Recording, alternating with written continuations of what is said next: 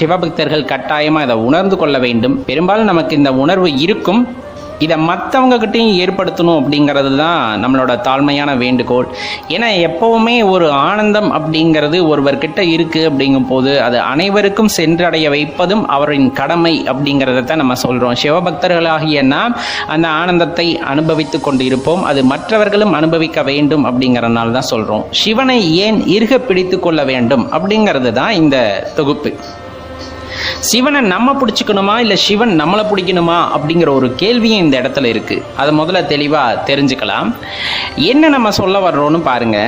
பெரும்பாலும் வாழ்கின்ற வாழ்க்கை வந்துட்டு ஒரு பெரிய விஷயமே இல்லைங்க. எல்லாருமே வாழ்க்கை நடத்துகிறாங்க. நல்லவனாக இருக்கான், கெட்டவனாக இருக்கான், கொலைகாரனாக இருக்கான், இல்லை திருடனாக இருக்கான், எப்படியோ ஒரு வாழ்க்கை வாழ்ந்து கொண்டே இருக்கிறார்கள். ஒரு கட்டத்தில் வந்துட்டு அவங்க விதி முடியுது அப்படிங்கும்போது தன்னை போல் அந்த மரணப்படுக்கைக்கு போய் மரணத்தையும் எய்துகிறார்கள். அதுல எல்லாம் எந்த மாற்றமும் இல்லை. அது நல்லவர்களாகட்டும் கெட்டவர்களாகட்டும் அல்லது ஆன்மீகவாதியாகட்டும் நாத்திகவாதி, எல்லாத்துக்குமே அது பொதுவானது தான். அந்த மரணத்திற்கு பிறகு ஒரு வாழ்க்கை இருக்கிறது, அதை அறிந்திருக்கிறோமா அப்படிங்கிறது தான் இப்போ ஒரு பெரிய கேள்வி நமக்கு முன்னாடி எழுது.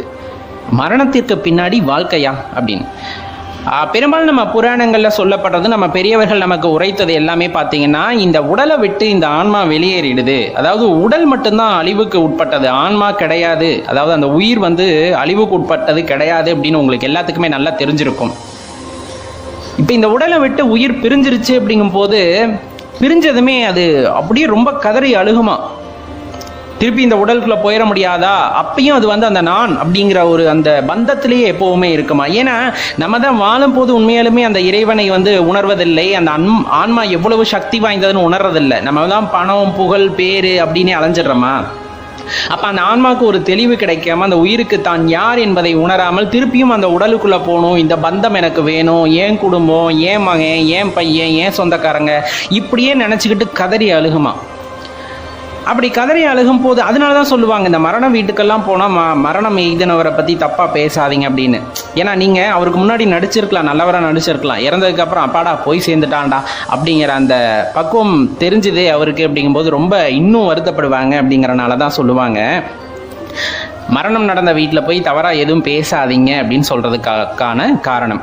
சரி, அது ஒரு பக்கம் இருக்கட்டும். நம்ம இப்போ மரணத்திற்கு பிறகு ஒரு வாழ்க்கை அப்படிங்கிறத தான் நம்ம சொல்ல இருக்கோம். எல்லாம் முடிஞ்சிருது. சாஸ்திர சம்பிரதாயம், நம்ம எந்த மதத்தில் பிறந்திருந்தாலும் சரி, எந்த ஜாதியில் பிறந்திருந்தாலும் சரி, ஆளுக்கு ஒரு சம்பிரதாயம் சாங்கி எல்லாத்தையும் வச்சுட்டு கடைசியாக இங்கே தான் கொண்டு போய் வச்சாகணும். ஒன்று இடுகாட்டில் வச்சாகணும், இல்லை சுடுகாட்டில் வச்சாகணும். ரெண்டுனையுமே வசிப்பவர் தான் எம்பெருமான் ஈசன். அது கண்டிப்பாக உங்களுக்கு நல்லாவே தெரிஞ்சிருக்கும். இப்போ இந்த உடலை கொண்டு போகும்போது திருப்பி திருப்பி எப்படியாச்சும் நம்ம உடலுக்குள்ளே போயிட மாட்டோமா, எந்திரிச்சிட மாட்டோமா, இந்த என்ன சொல்கிறது, இந்த மாயையான வாழ்க்கையை திருப்பி வாழ மாட்டோமா அப்படிங்கிற மாதிரியே தான் அந்த உயிருமே ஏங்கிக்கிட்டு அழுதுகிட்டு கதறிக்கிட்டு இருக்குமா.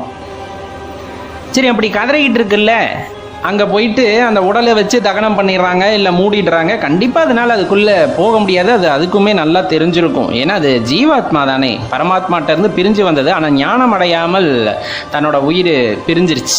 ஞானம் அடைஞ்சிருந்தேன்னா இந்த கவலையே வராது, நிம்மதியாக போய் சேரும். இப்போ அந்த இடத்துல போனதுமே எல்லாம் காட்டில் எரிச்சிட்டு விட்டுட்டு வந்துடுவாங்க. அந்த இடத்துல ஒத்தையாக அந்த உயிர் நிற்கும்போது யோசிச்சு பாருங்களேன். மயானத்தில் நம்ம நடந்து போகும்போதே நமக்கு பயமாக இருக்கும். மயானத்துக்கிட்ட போகும்போதே நம்மளுக்கு ஒரு வித அச்சமானது அங்கே எழும். ஆனால் அந்த உயிர் பார்த்தீங்கன்னா, அந்த காடு எரிக்கிறவங்களாகட்டும் புதைக்கிறவங்களாகட்டும் அவங்களும் கொஞ்சம் நேரத்துக்கு தான் இருப்பாங்க, போயிடுவாங்க.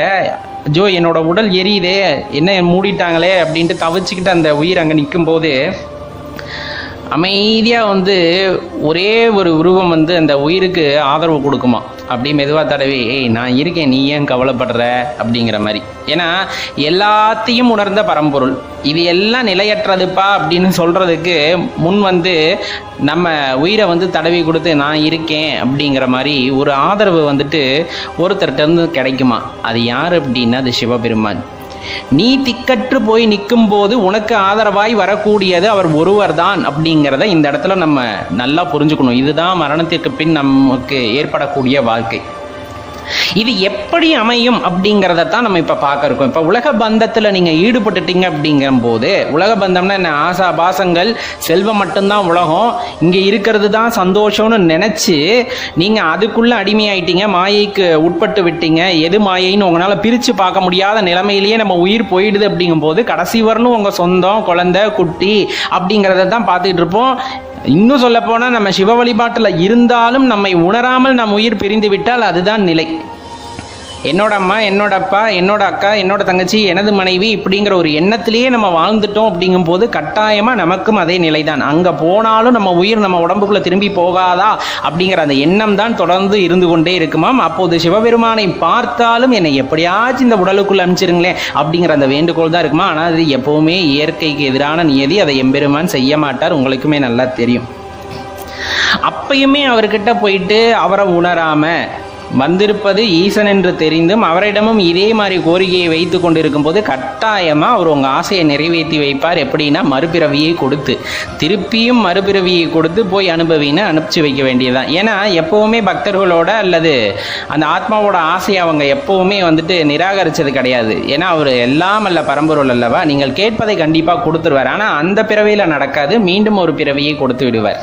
அதே போல் ஒரு பந்தத்தை உங்களுக்கு ஏற்படுத்தி தந்து திரும்பவும் புரிஞ்சிக்கேண்டா அப்படின்ட்டு தான் ஒரு உலகத்துக்கு திருப்பி அனுப்புகிறார். நீ யாருன்னா நான் தான், அதை நீ புரிஞ்சிக்க மாட்டேங்கிற, என்கிட்ட திருப்பி வர மாட்டேங்கிறியே அப்படின்னு அந்த ஆதங்கத்தில் திருப்பி நம்மளுக்கான ஜேர்னி, அதாவது அந்த பயணத்தை ஆரம்பித்து வைத்து விடுகின்றார். அந்த இடத்துல தான் நம்ம தப்பு பண்ணிட்டோம்.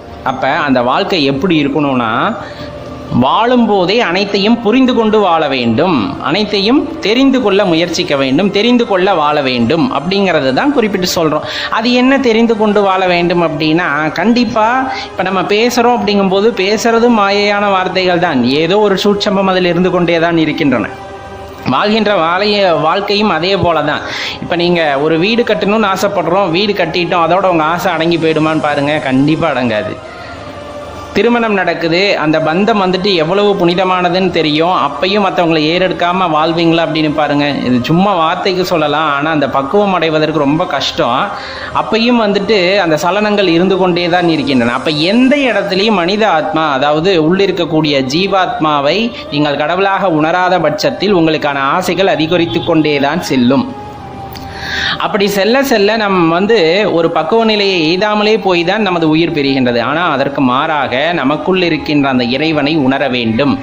வாழ்கின்ற காலத்திலேயே நமக்குள் இருக்கின்ற இறைவனை மேலா நினைத்து அவரையே எண்ணி சதா காலமும் அவரது நாமத்தை சேவித்து கொண்டே சொல்லிக்கொண்டே நமது உயிர் பிரிகின்ற நேரத்திலும் அவர் நாமம் மட்டுமே நம் நெஞ்சில் இருக்கின்றது, வாயில் வருகின்றது. அப்படிங்கும் போது உயிர் பிரிஞ்சாலும் அந்த ஆத்மாவுக்கு ஒன்றும் தெரியாதான். ஏன்னா அதுதான் உணர்ந்துருச்சே, இது மாயை அப்படின்னு உணர்ந்துட்ட ஒரு ஆத்மா, இந்த வாழ்க்கையே பொய் என உணர்ந்து விட்ட ஒரு ஆத்மா, எனக்கு இருந்த உறவுகள் எல்லாம் மாயை அல்லது அதுவும் பொய் என்று உணர்ந்து விட்ட ஆத்மா உயிரே பிரிந்தாலும் எதற்காகவும் கவலைப்படாதான். வீட்டில் உட்காந்துட்டு கதறியெல்லாம் அழுகாது. அப்பா நம்ம இறைவனை அடைய போகின்றோம் அப்படிங்கிற அந்த எண்ணம் வந்துடும். இறைவனே அந்த ஆத்மாவை கூப்பிட்டு கொள்வார் ஒரு தெளிவு ஏற்பட்டதுக்கப்புறம். அதே போல் சுடுகாடு இடுகாட்டுக்கு போனதுமே உடலை பார்த்துக்கிட்டு அழுகிறதுக்கு பதிலாக நம்ம ஆன்மா அங்கே இருக்க இறைவனை தேடுமா, சிவபெருமான, சிவனே சிவனேன்னு. அப்போ உங்களுக்கு காட்சி தருவார். கண்டிப்பாக காட்சி தந்து விட்டு நான் இருக்கேன் அப்படின்னு சொல்லும்போது, நீ மட்டும்தாயா எனக்கு இருக்கணும், உன்கிட்ட எப்படியாச்சும் சரணடைஞ்சிடணும் அப்படின்னு அந்த வேண்டுதல் வைக்கிற ஆத்மா தான் அந்த இடத்துல உத்தமமான ஆத்மாவாக மாறுகிறது. அப்பையும் ஆத்மாவோட அந்த வேண்டுதலை இறைவன் ஏற்றுக்கொள்கின்றார். முன்னாடியும் ஏற்றுக்கிட்டார், இப்பயும் ஏற்றுக்குவார். முன்னாடி என்ன கேட்டாங்க, எனக்கு இந்த மாதிரி உணவுகள் ரொம்ப முக்கியமானது, எனக்கு அது வேணும் அப்படின்னு கேட்கப்போ உனக்கு மறுபிறவி கிடைச்சிது. ஆத்மாவை உணர்ந்துட்ட, நீ முக்தி நிலையை அடைந்து விட்டா அப்படிங்கும் போது அதே இறைவன் சுடுகாட்டிலோ இடுகாட்டிலோ இருக்கும் போது அங்கு போய் இறைவனிடமும் நாம் என்னதான் கேட்போம், அந்த உயிர் போய் என்னதான் கேட்கும், இறைவா நான் உன் பாதத்தை சரணடைந்து விட வேண்டும் ஐயா, எனக்கு மறுபிறப்பு வேண்டாம் அப்படின்னு சொல்லும். எப்போ இந்த உறவுகள் இந்த உலகம் அனைத்துமே மாயை பொய் என்று உணர்ந்த பின்னர். அப்போ இறைவன் மனமகிழ்ந்து உங்களுக்கு அவரது பாதத்தில் இடமளிப்பார். அப்போ எது முக்கியம் அப்படிங்கிறத நம்ம புரிஞ்சுக்கணும். இந்த கட்டத்தில் வாழும்போதே இறைவனை அறிந்து வாழ வேண்டும். அறிந்து வாழ வேண்டும்னா ஆறாம் அறிவை பயன்படுத்த வேண்டும். அவ்வளோதான். ரொம்ப எளிதாக சொல்லப்போனால் மனிதர்களுக்கே இருக்கின்ற சிறப்பு அந்த ஆறாம் அறிவு. எல்லாத்தையும் பகுத்து பார்த்து எங்கு இறைவன் இருக்கின்றார், அவரை எப்படி அடைய வேண்டும் அப்படிங்கிறதெல்லாம் தெளிவாக தெரிஞ்சுக்கிட்டு நம்ம ஒவ்வொரு விஷயத்தையும் செய்யும் போது கட்டாயமாக அதனால் ஏற்படுகின்ற பலன் இறைவனை அடைவதாக இருக்கும் பட்சத்தில் அதுவே சிறந்ததாக இருக்கும். அதுதான் இந்த இடத்துல ரொம்பவே முக்கியமான விஷயம். இதை சரியாக தெரிஞ்சுக்கிட்டீங்க அப்படிங்கும்போது நம்ம வாழ்க்கையானது ரொம்பவே ஆனந்தமாக இருக்கும். மரணத்துக்கு பின்னாடி நமக்கு கிடைக்கின்ற வாழ்க்கை இறைவனை அடைவதாக இருக்க வேண்டுமே தவிர அடுத்த ஜென்மத்தை அடைவதாக இருக்கக்கூடாது. அப்படிங்கிறதான் சிவனடியார்களும் சிவபக்தர்களுக்கும் உரிய வேண்டுதல் எப்போவுமே. இந்த இன்பத்தை தான் நாம் அனுபவிக்க வேண்டுமே தவிர சிற்றின்பத்தை அல்ல அப்படிங்கிறது நல்லா ஞாபகம் வச்சுக்கோங்க. சிவபக்தி அப்படிங்கிறது உயர்ந்தது, மேன்மையானது. சிவனை உணர்ந்தவர்கள் கட்டாயமாக மற்றவர்களுக்கும் அவரை உணரச் செய்வார்கள். அதுதான் நமது கடமையும் கூட. அனைத்து ஆத்மாவும் சுகம் பெற வேண்டும், முக்தி அடைய வேண்டும் அப்படிங்கிற நம்மளோட இந்த எண்ணத்தை உங்கள் முன் கோரிக்கையாக வைத்துக் கொள்கின்றோம்.